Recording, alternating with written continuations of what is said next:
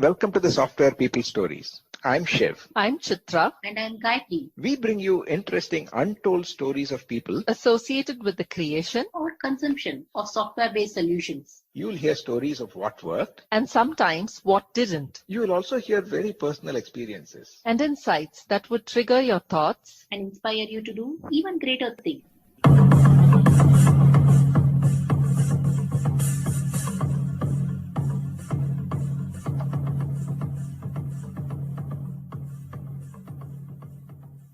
Today, I'm in conversation with Victor Jayakaran. Victor was the first employee at Wipro to be part of Wipro's information technology business. During this conversation, he shared a lot about the early days and how he learned the bonds that he built, etc. And specifically, when I asked him how he got into Wipro, how he chose the company, even though he had offers from a couple of fairly large public sector organizations, it was based on his guide's suggestion and choosing to join a small and growing company. His experience of being part of the team that decided what the systems to be built, and also working on technology transfer with a view to make the computers ready to use as soon as possible for their customers. His experience in interacting with various external agencies, including the government of Karnataka, in setting up the Mysore factory. He talks about taking up and playing different roles across organizational functions and how that made him a very rounded professional, and the emphasis on processes that helped doing things systematically and consistently and was able to scale. He mentions the deep friendship bonds that were developed in the initial days when they were a small team and having a collegial atmosphere that kept him in the organization for a very long time. He also shares some of the characteristics that are needed for a leader, such as courage to bring in the right people, as well as being ready to let go of people who do not fit. And he talks about a very important ingredient for a startup success, which is fire in the belly. He shares his career tips for both entry-level and mid-career professionals. I enjoyed catching up with Victor after a very long time, and his experience is sure to inspire you as well. Listen now. Hi, Victor. Welcome to the Software People Stories. Hi, Siva. Good to meet you again. Many people may not know that you are the employee number one at Wipro. Yeah. So before we get to that, probably if you start with your origin story and how you got into IT in general, and then probably your career and how it progressed, and we can take it from there. I essentially started off in Madras. I did my graduation here in Jain College, BSc Physics. Then I did my DMIT in Electronics at the Madras Institute. And then 77, I moved to IISc, where I joined in ME School of Automation. So when I finished it in 79, we had campus interviews. So usually those days, the rule was you get the first job and then you're out of campus interview reckoning. So Dr. Narayan Mahishi used to be our placement officer, if you remember. And he was very strict about it. Yeah. So I got into ITI. That was the first company that came on campus. I just wanted to test it out. So I went, I got it. Then after that, they refused to let me in on any other interview. So I had to miss TBL, TCS, all of that. Not that I was interested, but I just wanted to try it out. What are the kind of questions they ask and stuff. Then when it was already, I had ITI, they issued an appointment order. And then I had ISRO also in Shah, Sriharikota. So I got a job there on my own. I just applied through the paper. With those two jobs on hand, then Dr. NJ Rao, who was my project guide, he happened to know a company called Wipro who had come in for industrial consultancy through CSIC at the IISc campus. So he said that this company is looking for an engineer who has to work with them, start our stuff, and do a lot of study in terms of what kind of system they should choose, etc. So he pushed me into it. He said, why do you want to join ITI? Join a company which is smaller and a private company. So then I decided to go for it. I went for an interview with them, and Mr. Premji, who was then the managing director, and one Mr. Ashok Narasimhan was the general manager. They had come down. So it was about half an hour of interview. Nothing major. They didn't ask any technical questions. but basically they chose me. They said they would make the offer. NJ Rao convinced me that is better than what I could do with an ISRO or ITI. So I joined Wipro sometime, I think in August 1979. So that's how I started off with Wipro. For the first year, I worked out of digital lab in IISc School of Automation because that was, we didn't have an infrastructure in place. So they wanted me to sit there and actually do all the system studies and product evaluations and stuff. So that's how I started off. And for 1 year, we were in the institute. I was in the institute before we moved to our own facility outside in Dickinson Road. Yeah, I remember that. That was the lab where we met when I was doing my BE project. Yeah. Yeah. And after that, you went on to do a lot of other interesting things. It was, I mean, Wipro is a great experience because I know I got to do everything that I wanted, both in terms of what the company wanted me to do and what I like to do myself. So initially, I was part of the team that decided on what system we should go for. So I did a lot of system evaluation and then spec comparison and all that. Then we would discuss. Then Ashok Narasimhan was the one who ultimately decided on which system he would get. And then they decided to get the system sort of technology transferred from the US. And because they were more interested in making companies use it ASAP, as soon as they get the system, their applications can run on it. So that was the intention. We went in for a system and sometime around 1980, April or May, I don't know, Dr. Sridhar Mitta joined as the R&D manager. And he was also at IISc for a couple of months before we started the new office in Dickinson Road. And then I moved on to a hardware specific role. Till then I was more on system spec and stuff. And Dr. Mitta came in as the R&D manager. Then there were two other people. One was Mr. Sadashivam, who joined as the hardware boss, and Mr. Dr. Rao, who joined as the software head. So under them, they started forming the teams and I got moved into hardware. I did everything from system design to testing to purchasing, bill of material, everything. In fact, the first year I did a lot of interfacing with the government of Karnataka in terms of getting a place in Mysore to start the factory and do all of the, they call it the phased manufacturing program. Did a lot of documentation help for the project team at Wipro, Bombay. There's a whole set of tasks which I thoroughly enjoyed. I won't say that I even had any problem with it. It was wonderful. Then sometime around 82, 81, December is when the Mysore factory was built and they started work. They didn't build it. They had another place they rented. So I moved to Mysore and for a year, I was part of the team that helped set it up in Mysore. The factory was built, then we moved all our systems there, set up the testing, set up the subcontracting for manufacture, all of that. And then I came back in 83 to Bangalore. That's when we had our office on 88 NJ Road. I mean, first we were in Dickinson Road, then moved to 88 NJ Road, which was the Times of India building at that point in time. Or maybe they moved later, I'm not sure.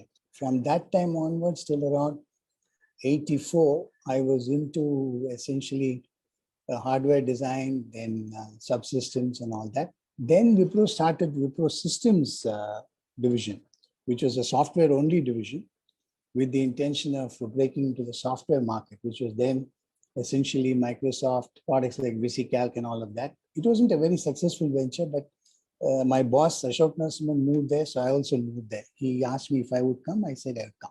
So that became a separate entity. I was with them till 88 when I went back to Wipro Infotech. That is a hardware company which sold systems into India. So it was a fantastic journey in the sense, first it was hardware, then I went into software, developed software for system, ported the operating system onto PC hardware. That was again a very challenging thing. Worked with machine level software, machine code.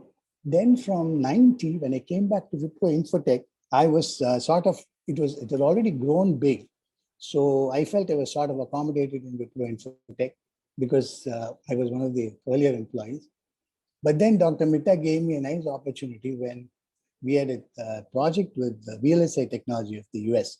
They were wanting to do a chip design as a service, get the team trained on it so that we could do design work for VLSI Tech down the line. So I went as part of the team that started the activity. That was in 90. So We are part of the teams that designed a chip for Apple, which VLSI did for them. So that's how the ASIC thing in Wipro started off. So I was glad to be part of that. A lot of learning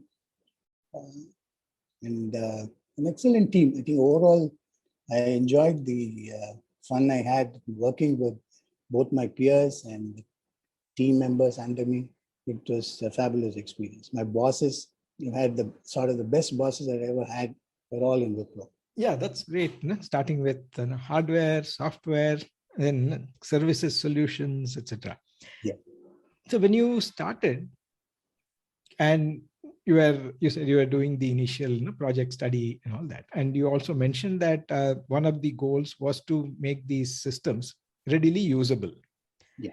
So what was considered as the role of software or applications in those days? For me, as a guy who came out of Indian Institute of Science, my understanding was the system should run PDP-11 software or an IBM OS or something like that. PCs were not even known that time. But what I didn't know was that the user was interested in running an application which would solve his problem or her problem. So that was the foremost thing on the mind of the user.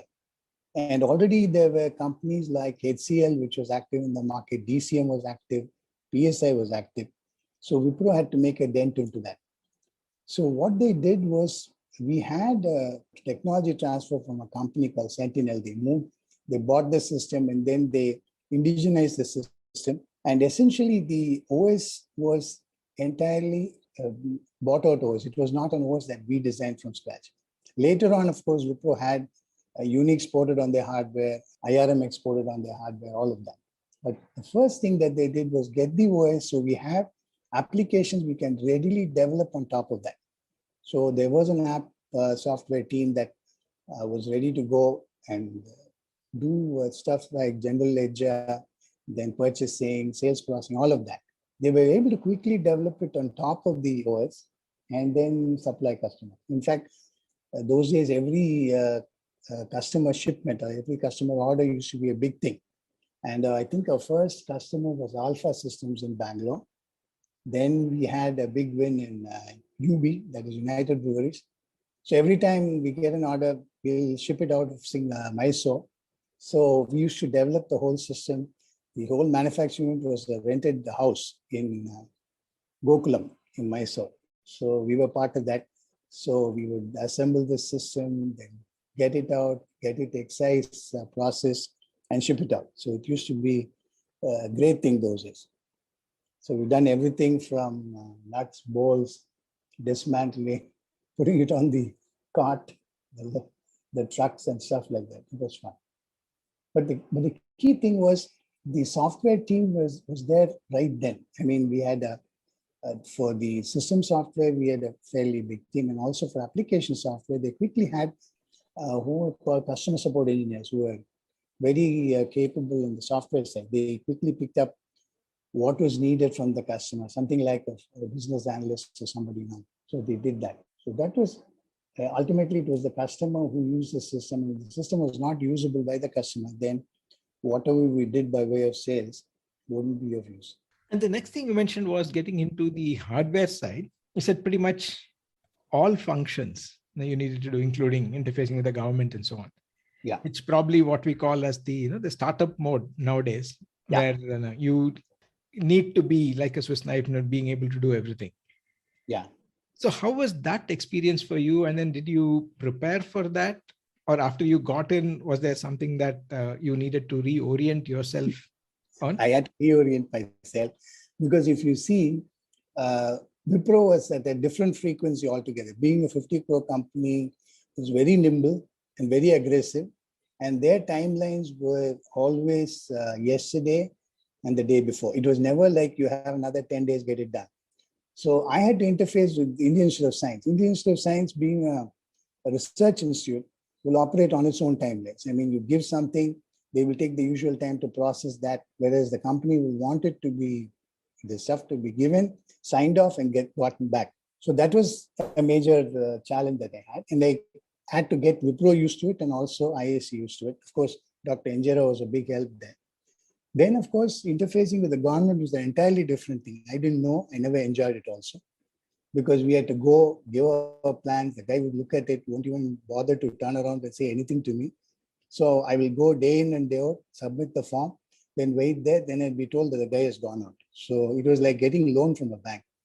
So it was difficult. But what happened was sometime around after Dr. Mitta joined, Mitta got on board one Mr. S.G. Jayakaran. I don't know, maybe you will know him. He was in the control systems lab or the mechanical workshop of automation. He was a versatile man. He knew how his way around in government offices. So he was the one who did all the spade work, took over from me, sort of got me through the chaperoning process of what to do, how to meet, when to go, when not to go, all of that. So he did all the work then, and I gradually eased myself out of it and got into more technical stuff. So that's when I gave over that to him. And he was a fantastic addition in the early years when we had to do all the running around to get approvals and even for excise approvals, all of that. Then Wipro had a separate commercial accounting department which handled all of those requirements. So they would be because Wipro didn't have the habit of greasing palms. They would be very clear about that. No money to be given or claimed. So everything had to be done as per the law. So whatever paperwork is to be done, they will do it. Any number of times, they will do it. The best they will do is keep waiting, go and sit at that guy's table and make sure that he passes sometime or the other that will get them. So that was a learning for me. So how was that learning or the ability to adjust to a completely new kind of business or a business model dealing with different stakeholders, etc., help in either the hardware part, the infotech, when you said you moved back there, or when probably something completely, one of the early organizations to do design as a service. So even software services was fairly nascent at that time. See, I think the ability to work with different kinds of people and organization, I think was a given. See, Wipro, essentially from day one when I started, it has been an organization where you will get all the help that you need to settle down. If you needed help from your peers, you would get it. If you needed help from your subordinates, you'd get it. Or from your bosses, you'd get it. And there was a clear kind of meritocracy where if you didn't agree with your boss, you could go to your boss's boss. So if you didn't agree to something, you can openly disagree in a meeting. Right up to Premji, you can voice your opinion. You don't have to just shut up because your boss said so. So that was something that I learned over the years. And of course, initially when you're a junior engineer or just an R&D engineer, you don't have much of issues with that. But gradually, you come to know how it is done. And then you know the value of the organization. So whatever I learned by way of people management, whatever I learned by way of working with customers, all of it I learned entirely in Wipro. And I was able to put that to good use when I moved out and to head an organization in Chennai. Because though the culture was very different in Chennai from Bangalore, and it took me a bit of time, but I think I was able to transfer a good deal of those practices here.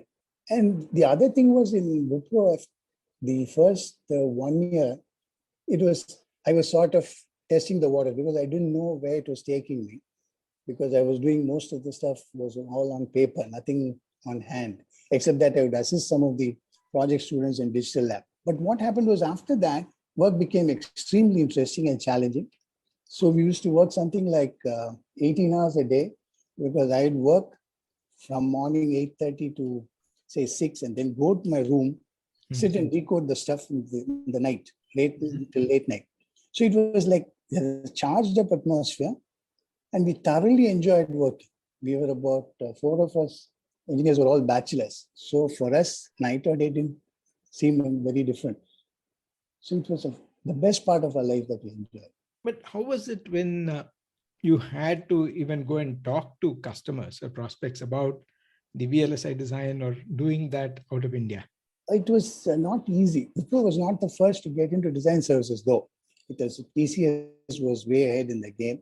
And as a service, of course, TBL was also ahead. But Wipro, when the whole thing of design as a service started with Wipro Systems, after I left Wipro Systems, when they started, the products didn't do very well, they decided on taking on software projects, both for local customers and overseas customers. And Mr. Mani Subramaniam, he joined from TCS, and that put it on a trajectory of very good growth. So that's when it started. But then for me, I've not missed very many customers. If you ask me, the first 10 years of my life in Wipro, I didn't meet very, except that when we had to fix problems. And you usually go when there's a fire burning, because I remember I've gone to ONGC in Express Stars, Bombay, when the system was crashing every 2 hours or 3 hours. So the guy literally blasted us off our feet when we went in. But then we had good customer support engineers who would shield us from the irate customers. So we managed that. But then actually, when you actually do the job for the customer and you fix the problem for him or her, then they literally ate out of your hand, which was a great thing. And that was what Dr. Mehta used to say as making a problem into an advantage. Okay, it looks a problem, but you can make it as a win. So it depends on how you react to the customer, because what happens is, I have found that sometimes I've gone with sales guys to help sell CAD software, especially Sun Systems. We used to do Sun Microsystems selling in India. So when they go to DRDO, for example, they would take me because I knew ASIC design. So it'll help them sell the product to them. So I found that when a techie goes and actually presents the product and tries to tentatively even sell the product, the techies on the other side, the customer, they like it. They sort of give you more credence compared to a sales guy. Okay. They think the sales guy generally pushes the product on you, whereas the techie looks at your point of view and then maybe gives you the real thing. I don't know, it may be a misconception, but it has helped. So those kind of interactions I've enjoyed. But later on, as we moved on, I found that experience was very useful, especially when we had to face customers in the company that is working for here, SEM. We are Japanese customers. I had a lot of good experience with Wipro in meeting with Japanese customers, because I had always found that they're extremely finicky, and they're very, very finicky about the dates that you commit and the dates you deliver. And what you commit 2 years or 3 years back in a meeting, they've carefully noted it down in their notepad. They'll come back and catch you on that. So all that I learned, which was very useful. And when you make a mistake, you just throw in the towel and say that you're sorry. You don't try to justify. You don't try to beat around the bush. So those are some things that I learned. That has helped with customers. The other couple of points you mentioned, one was that you also moved along with your boss, Ashok Narasimhan. Yes. And then you also hinted at a very small team that was enjoying life, and then the culture was great. Yeah. So how have these been useful when you took on other roles? You said that it is also after you left Wipro, some of these things were useful for you. So sometimes during the career, we do not explicitly plan for that, but suddenly those were your peers. Yeah. I've said that now you're the team leader. Okay. Yeah. Or now you become a manager. So how have these been helpful? And are these situations that you have also been through? Yeah, I've been through that, because that is, there's a time when your peers become part of your team, or one of your peers becomes your boss. And that has happened in the course of my 20 years at Wipro. That has happened. The good thing about Wipro is, I think they created the sense of a fair play. You know for sure that if you had a problem with what you've been rated on, etc., you could always go to your boss and have an open discussion with them. So here, in fact, I've had several friends who are very close. Even now, after 40 years, we still are great friends who have worked for me and who have worked over me. And I thoroughly enjoyed it. And that was a learning, because the first time I wrote an appraisal for a team member, it was very difficult. It's always easy to rate somebody as very good. It's trouble-free. That guy won't scream at you. You don't have to tell him anything. Mm-hmm. But when you rate somebody as improvement required or just meets expectation, it's tough. So those are things I learned from my peers, from my bosses. They had to tell me many times, they got to take a stand. and be willing to say why you're saying what you're saying. So the Wipro had one thing was they had processes in place even when they were a 50 crore company, which would stand them in good stead when they were a 10,000 crore company, which was remarkable. When I joined the company, they were already a general manager for personal administration, Mr. D.A. Prasanna, who was a top-notch man in his field. And they had processes of appraisal even then, which was extremely, they were finicky about it. They would insist that it's done by 31st of March, reviews done, increments given, all of that done.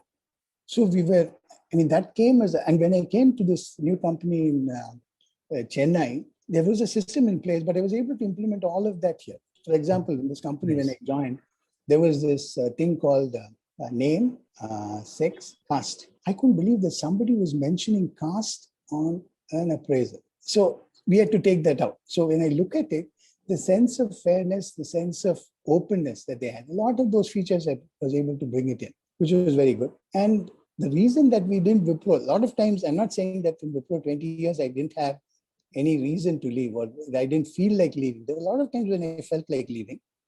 But the thing that kept us inside Wipro was more than anything, the friendships that we had inside among us. I think that was the one that held us back more than anything. That's my personal opinion, may not be the opinion of others. But those friendships have lasted a long, long time. So you said that there have been highs and lows. Now, in terms of any of these new areas that you get into, you also mentioned earlier about the software products venture, which probably was not as successful as it was expected to. How do you handle such disappointments or when things don't go as per plan? That's actually a loaded question. If you ask me, it was not at all easy then. It was not easy then. For example, when Mr. Ashok Narasimhan left Wipro Systems and went, to me, it was like a personal defeat because I literally grew up with him. He took me in. When he left, it was devastating to say that. But then I also had to, after 10 years, in 2020, I could realize, 2000, I could realize that Premji, as the head of the organization, knew when to take some hard decisions. He had to take somebody out and bring somebody in. When he wanted growth, he brought somebody in. When he wanted sustenance, he brought somebody in. When he wanted stability, he wanted somebody in. So I think those are the difficult decisions that he took. And at that point, it didn't seem very palatable to me. But today, when I look back, I think that is the kind of courage that I really admire in the person. And I've seen that right through. People, when I headed a company called NThink, I was a head of engineering. And in 2000, they decided to pull that back into Wipro because the Premji had given us 2 years. He said, 2 years I'll give you. If you're not able to break even by then, I'll fold it in. So that was the deal. So he took it in. And it was tough when that happened. But as they said, they pulled the plug. And I had to get used to the idea that sometimes ventures will fly, sometimes ventures won't fly. But that's okay.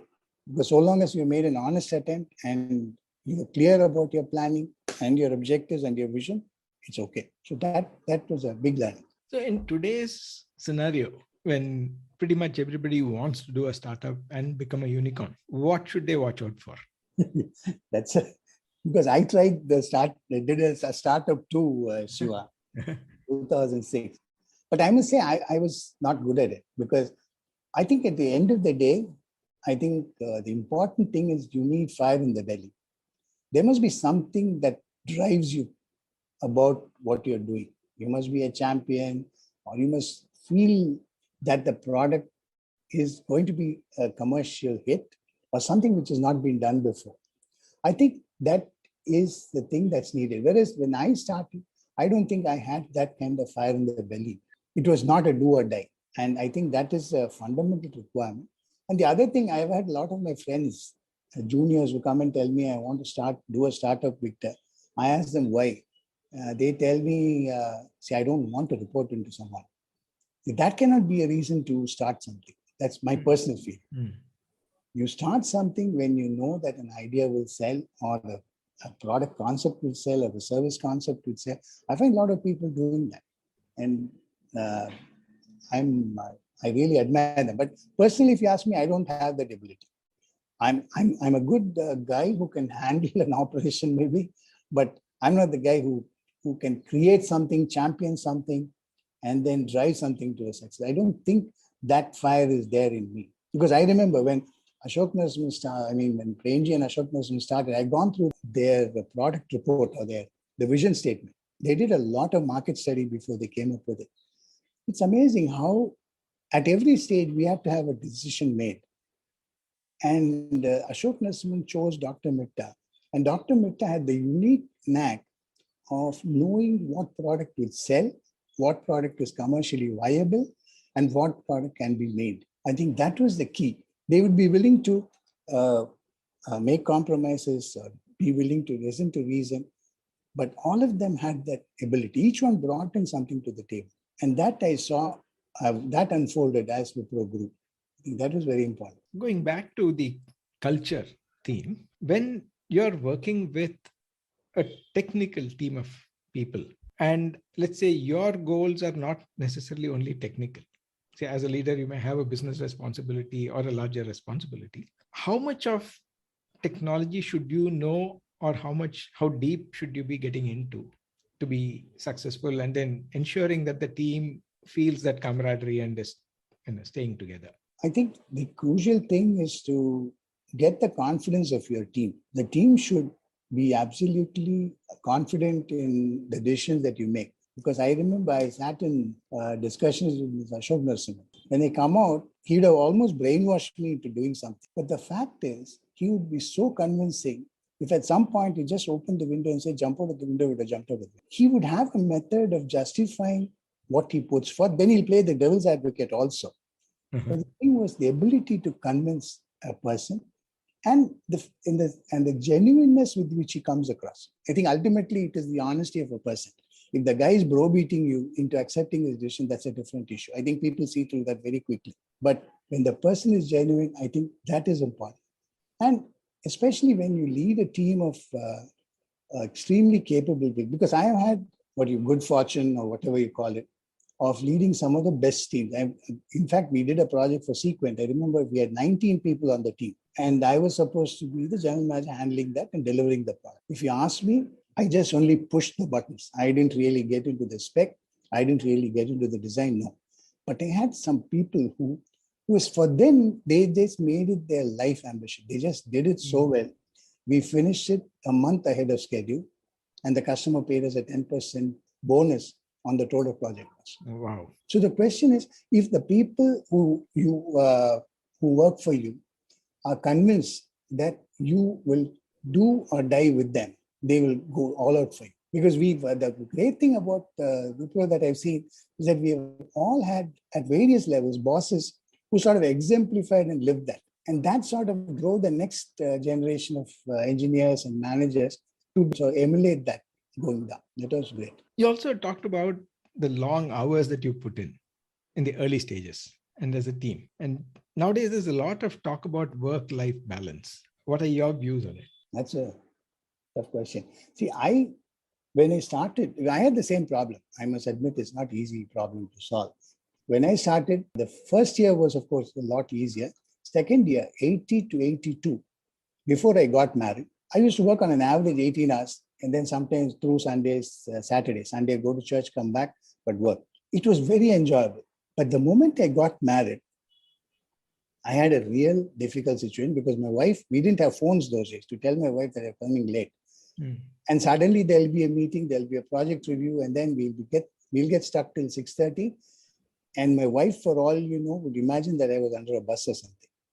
So I had a real problem getting away from office, having to tell my bosses and my peers, hey, I got to go, my wife is waiting. It's tough to say. But then I still remember I asked the same question to Mr. D.A. Prasanna, who was then the general manager for administration HR. He said, Victor, you must work smart, not hard. That's easier said than done. I know that. It's very easy to say. But what I did was, when I came to a position of managing a team, I made sure that I let my people have that work-life balance. Because my boss was like that. Okay. Both Mr. Sadashivam and Dr. Rao both had that knack of playing hard and soft. When they When they knew that you needed that time, they'll give you that time. Mm. When they knew that you needed to push, they'll push you. Because many times we've had run-ins. Sometimes I go on a vacation, and just as I leave, there'll be a problem in the system and say, Victor, why are you leaving now? This problem has to be fixed. I feel torn between the two.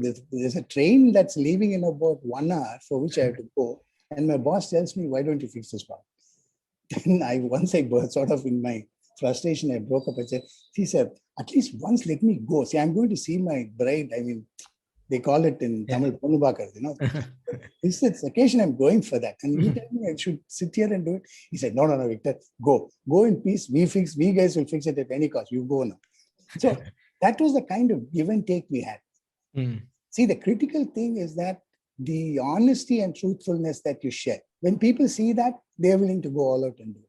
There'll be a time when they will not be able to. But we need to know the difference, that's all. But the critical thing is the work-life balance is, again, absolute honesty. Because I've offered the same thing when I was heading SEM.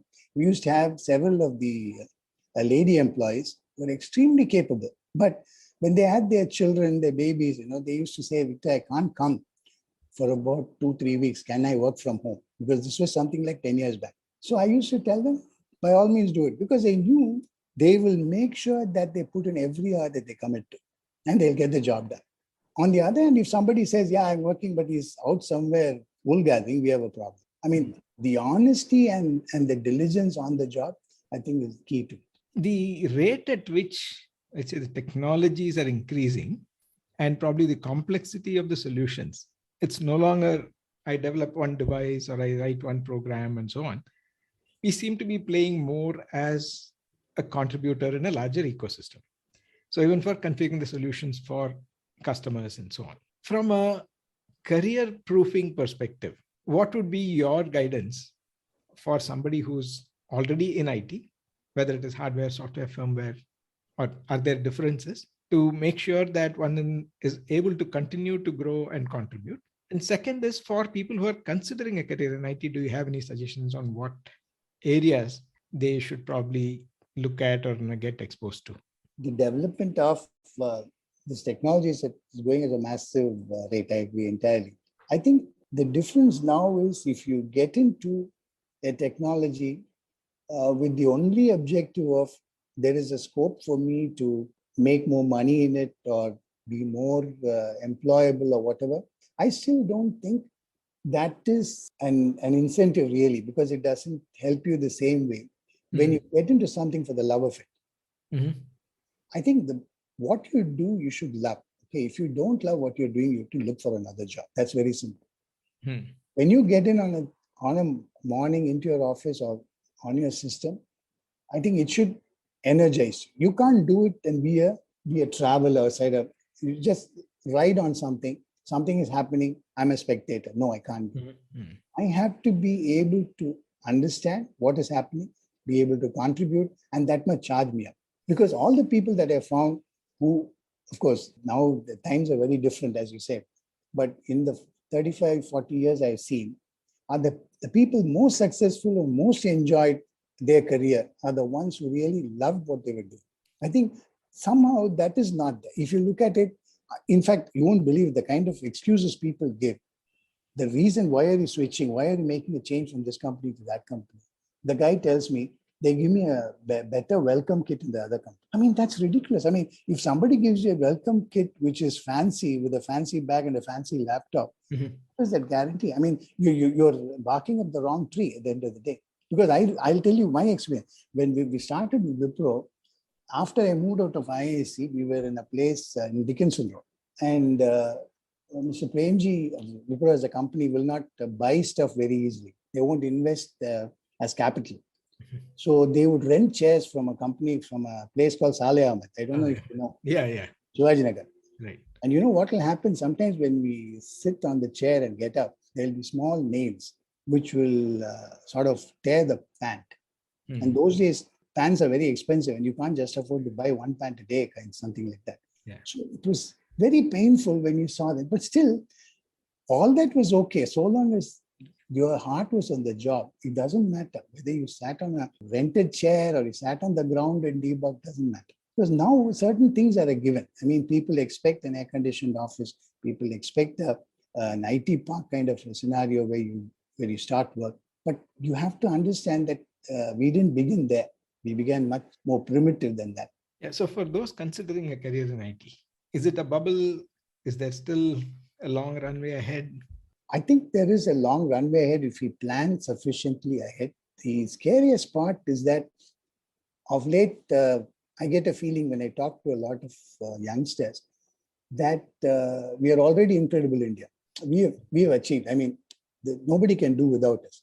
I mean, that's a fallacy because people will overtake us in no time. Like they say in the savannas, a deer has to run faster every day because the lion will eat it. And the lion has to run faster because the deer will outrun. So you have to be conscious there is competition, close at heels. And people, the youngsters, that's what I tell whoever I know who comes to me and saying, what should I do? Should I do EC or IT? Should I do computer science? I say, do you like what you're doing? Don't get into it because your parents tell you that engineering is the way to go. You can do anything, but you can be in engineering if you like what you're doing at the end of the day. But that's very important. And we have to understand that there are people close on our heels who will have a lunch the moment we give it up. Now, I can't not ask you this question. If everybody has to keep running to stay ahead of the others, you have any tips to stay calm or de-stress? Yeah, in my case, I think my faith has helped me a lot. And my wife has been a big support. She's taken very tough times because a lot of times we get stuck in work. We don't think that the people at home really are looking forward to spending time with you or anything, because I have been guilty of that also. Because once I remember when I was in VLSI, we went to church and we came back. I left the car in the parking lot with the AC running, left my wife and kids inside and went in to just check if the simulation was running okay. This was Sunday. I went in, there was one debug to do. I fixed it, one debug, another debug. And it was about 2 hours before I realized that my wife and kids were in the car. So when I came back, it hit me really hard. So what am I sacrificing for what? What stays with me? What doesn't stay with me? I think that's very important. So in my case, I think my faith in God really helped. My wife and kids were a huge support to me. They were like champions. They been with me right through. Because at the end of the day, you do everything, but then lose out on your family and what's dear to you doesn't help. Because there have been certain compromises which you have to make. There are times when you have to pull back and say, hey, this is not for me. But one thing I've never sort of felt that I lost out on this or lost out on that. Everything has been a blessing in disguise. I take it as planned by God to make my life more a pleasant experience in this life. And everything has worked out for good at the end of the day. That's very nice to hear, Victor. So as we come to the close of this conversation, are there any messages or something that we didn't talk about that you would like to share? It's been a nice experience, I think, at the end of the day. Only thing, as I said, enjoy the work because that's the crucial part. And build networks within the company. I mean, the kind of camaraderie that we need to have, I think that's very crucial to make the place where you work fun. Because one thing my dad told me, I still remember, he said, on the day you feel like you get up from your bed and you don't feel like, oh, it's another day, I got to go and work. That's the day when you quit your job and move to another job. And for me, that's never been a single day that's been like that. Wonderful. So on that note, thanks a lot, Victor, for sharing your personal stories and experience. Thanks, Shiva. Nice to catch up again.